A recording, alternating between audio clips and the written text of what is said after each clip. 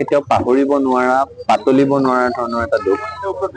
মাধুৰ্য বৰ্মন তেওঁলোকৰ পৰিয়ালটোৰ ছেকেণ্ড জেনেৰেশ্যনৰ আশুকৰ্মী মাধুৰ্য বৰ্মনৰ দেউতাক হৰি বৰ্মন তেওঁ হাড়ে হিমজুৱে ছাত্ৰ সন্থা কৰিছিল আৰু খুব কম সংখ্যক নিজে ছাত্ৰ সন্থা কৰা কৰ্মীয়ে নিজৰ পৰৱৰ্তী প্ৰজন্মৰ নিজৰ সন্তানক সতি সন্ততিকো আকৌ ছাত্ৰ সন্থা কৰিবলৈ অনুপ্ৰাণিত কৰে দেউতাক তেনেকুৱা এজন ব্যক্তি আছিলে গতিকে সেইখন পৰিয়ালৰ পৰা ছাত্ৰ সন্থাৰ এজন কৰ্মী আমাৰ মাজৰ পৰা হেৰাই যোৱাৰ দুখটো আমাৰ কেতিয়াও পাতলি নাযায় আৰু মৃত্যু সহজ মৃত্যু নাছিল এগৰাকী অসমীয়া জীয়ৰীৰ জীৱন সন্মান বচাবৰ কাৰণে মৃত্যুবৰণ কৰিছে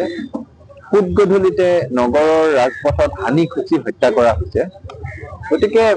সেই বিভীষিকাময় মৃত্যুৰ কথাই ছাত্ৰ সন্থাক বহু দিনলৈকে কন্দুৱাই ৰাখিব সেই দুখ আমাৰ পাতলি নাযায় আৰু মই কৈছোৱে যে তেওঁ ঘৰখনৰ ছেকেণ্ড জেনেৰেশ্যনৰ আশুকৰ্মী তেওঁলোকৰ গোটেই পৰিয়ালটোৱে ছাত্ৰ সন্থা কৰে আৰু ছাত্ৰ সন্থাৰ সেই পৰিয়ালটোৰ লগত থকাটো স্বাভাৱিক কথা ইতিমধ্যে সদৌ অসম ছাত্ৰ সন্থাৰ মুখ্য উপদেষ্টাই ডক্টৰ সমুজ্জ্বল কুমাৰ ভট্টাচাৰ্য ডাঙৰীয়া তেওঁলোকৰ ঘৰলৈ আহিছে আজি সদৌ অসম ছাত্ৰ সন্থাৰ সভাপতি সাধাৰণ সম্পাদকৰ সৈতে কেন্দ্ৰীয় সমিতিৰ আমি এটা বৃহৎ দল ইয়াত অসমৰ বিভিন্ন জিলা ছাত্ৰ সন্থাৰ পৰা কৰ্মকৰ্তাসকল আহিছে সেই পৰিয়ালটোৰ ওচৰলৈ আমি আহিছো আৰু পৰিয়ালটোৰ দুখৰ সমভাগী হোৱাৰ চেষ্টাহে কৰিব পাৰো যিটো পৰিয়ালটোৱে হেৰুৱাইছে আৰু যি ধৰণে হেৰুৱাইছে সেই দুখটোৰ আচলতে কোনো তুলনা নাই কিন্তু এই দুখৰ ক্ষণত ঈশ্বৰে তেওঁলোকক ধৈৰ্য দিয়ক সাহস দিয়ক তাকে প্ৰাৰ্থনা কৰিছো আৰু আমাৰ ছাত্ৰ সন্থাৰ পৰিয়ালটো মাধুৰ্য বৰ্মনৰ পিতৃ মাতৃ পৰিয়ালৰ লগত সদায় আছিলো সদায় আছো সদায় থাকিম নলবাৰী জিলা ছাত্ৰ সন্থাই সেই কথাবোৰ আমাৰ সৈতে আলাপ আলোচনা কৰি আছে কিন্তু এতিয়া একেবাৰে প্ৰাথমিক কথাটো হৈছে তেওঁৰ মৃত্যুৰ পিছত ৰাইজৰ মাজত যি ধৰণৰ এটা জাগৰণৰ সৃষ্টি হ'ল তেওঁৰ মৃত্যুৰ পাছত ৰাইজে যি ধৰণে পৰিয়ালটোক আৱৰি সামৰি ধৰিলে যে নলবাৰীবাসী ৰাইজৰ সৈতে আলাপ আলোচনা কৰি তেওঁৰ মৃতকৰ সৎকাৰৰ পাছত যিখিনি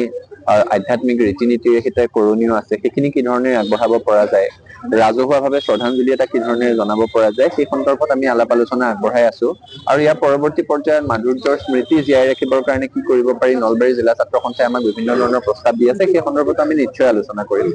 লাভ জেহাদ শব্দটোক লৈ এতিয়া ব্যাপক চৰ্চা সমগ্ৰ অসমত হৈছে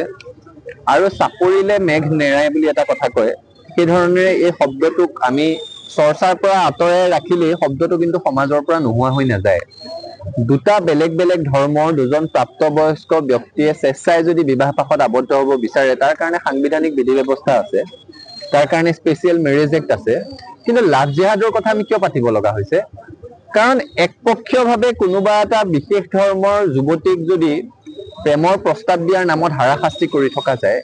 বা কোনো ক্ষেত্ৰত যদি নিজৰ প্ৰকৃত ধৰ্মীয় পৰিচয় লুকুৱাই এটা সম্পৰ্ক গঢ়ি তোলা হয় আৰু সম্পৰ্কটো ইমান দূৰ আগবাঢ়ি যায় যে তাৰপিছত পৰিচয় গম পালেও আৰু যুৱতীগৰাকী উভতি আহিব পৰা পৰিৱেশ এটা নাথাকে তেনেকুৱা ঘটনাবোৰ সমাজত বৃদ্ধি হৈছে কাৰণেই লাভ জেহাদৰ কথা পাতিব লগা হৈছে আৰু এনেকুৱা ঘটনাবোৰে সামাজিক সন্তুলনটো নষ্ট কৰে ধৰ্মীয় সদ্ভাৱনাত আঘাত আনে এখন সমাজত বিভিন্ন জাতি ধৰ্মৰ মানুহ একেলগে বসবাস কৰিব পৰা পৰিৱেশটো নোহোৱা কৰে গতিকে এনে ধৰণৰ ঘটনাৰ বিৰুদ্ধে সজাগতাৰ প্ৰয়োজন আছে চৰকাৰেও এনে ধৰণৰ ঘটনাসমূহ ৰোধ কৰিবৰ কাৰণে কি বিধিগত ব্যৱস্থা ল'ব পাৰে সেই সন্দৰ্ভত সৰব চিন্তন মন্থন কৰ্ষণ কৰাৰ সময় আহি পৰিছে আৰু মূল কথাটো এটাই যে মাধুৰ্যক যি ধৰণে হত্যা কৰা হ'ল মাধুৰ্যৰ ভগ্নীগৰাকীয়ে যি ধৰণে এতিয়া মৃত্যুৰ সৈতে যুঁজি আছে তেনেকুৱা ঘটনা অসমত এইটোৱে শেষক সেই পন্থটো লৈ চৰকাৰেও কাম কৰিব লাগিব আৰু অপৰাধ মানসিকতা থকা মানুহেও ভয় খাব পৰা ধৰণৰ সিদ্ধান্ত অসমত আৰু লাগিব প্ৰয়োজন হলে আপুনি বিচৰা বাতৰি পাব কেৱল নিউজ 18 এপত নিউজ 18 এপ ডাউনলোড কৰিবলৈ স্ক্যান কৰক এই QR কোড গুগল প্লে ষ্টৰতো পাব এই নিউজ 18 এপ